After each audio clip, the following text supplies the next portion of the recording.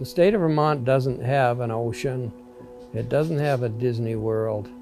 What it has is open, rolling countryside that's green, and it's beautiful in the fall, and its beauty goes way beyond the fall.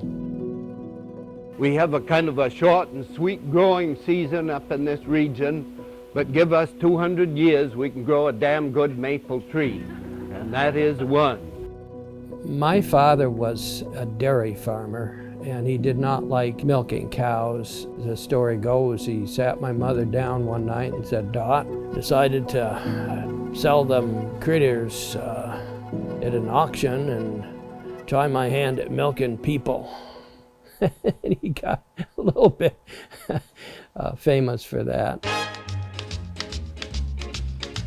I like a song with a skippity beat. We've always tried to keep history and our ancestors, the way things have always been done, close to heart. You know, mix in a little local color, make them smile. Extra tasty. It allows people to understand that there's something innate about Vermont maple syrup. I've seen a 3-gallon bucket fill up before in 8 hours. At that rate, why don't you know things get pretty darned exciting here in Vermont?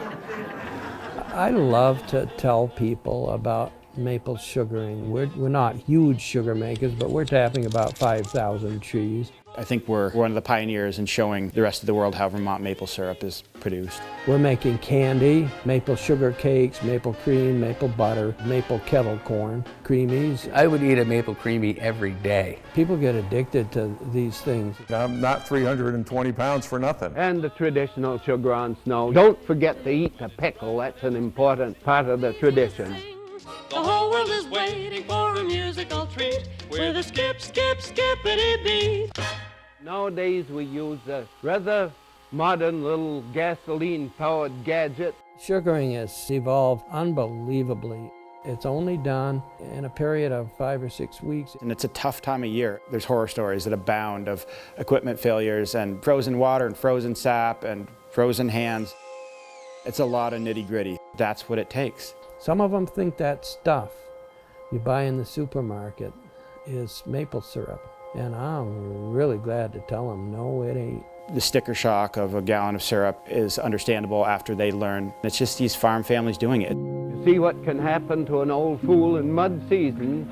She got me out, everything but the boot. Morse Maple Farms has been synonymous with Montpelier for 8 generations. You go up there in the fall and it's nothing to see 3 or 4 buses packed with out-of-staters. In Vermont, we do value family-owned businesses and small businesses. Their integrity, their honesty, which I believe is very indicative of what harvest equipment is. The idea of this company is standing for family values, appreciation of our customers as individuals. A good 4-wheel drive tractor will wallow through just about as much snow or more than a good long-legged pair of horses.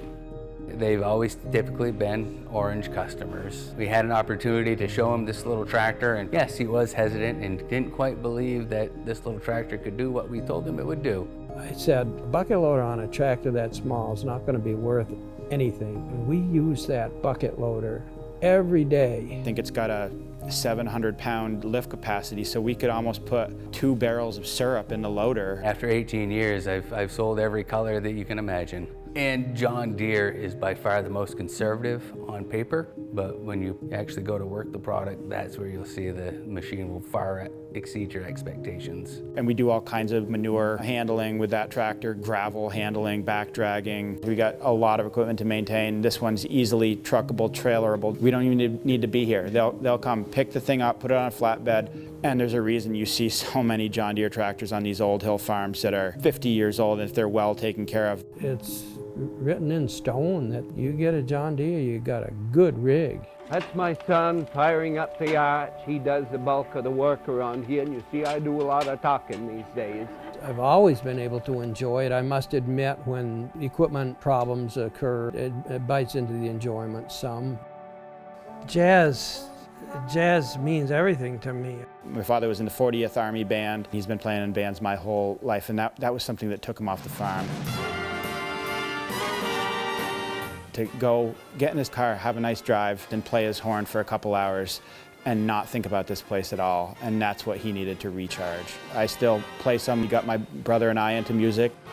He's always been multi-talented. He's a very creative man, and you have to be to develop a place like this. I think the most creative thing are his books. You know, I'm no Stephen King or anything like that, but here I am, a farmer. I've been blessed by being able to diversify from that into my lifelong loves. These are things I wanted to do way back when I was 16 years old. As we speak, my father's stepping away more all the time. That's my grandson Tommy checking to see how much sap was in the bucket. I was immersed in it from such a young age, taking time off from school during sugaring to help my father. Tom is his father. There's no question about Tom and his ability to take over that business, probably even grow that business with some new, fresh ideas. And I knew what hard work it was, but I was always pretty confident that I was going to take it over and that I was up to the task. I have no doubt that he can do everything I ever did, plus. The two subjects are not related at all, John Deere tractors and maple syrup, but yes they are. They both involve perfection. You better go down, have your sugar on snow, and get out of here.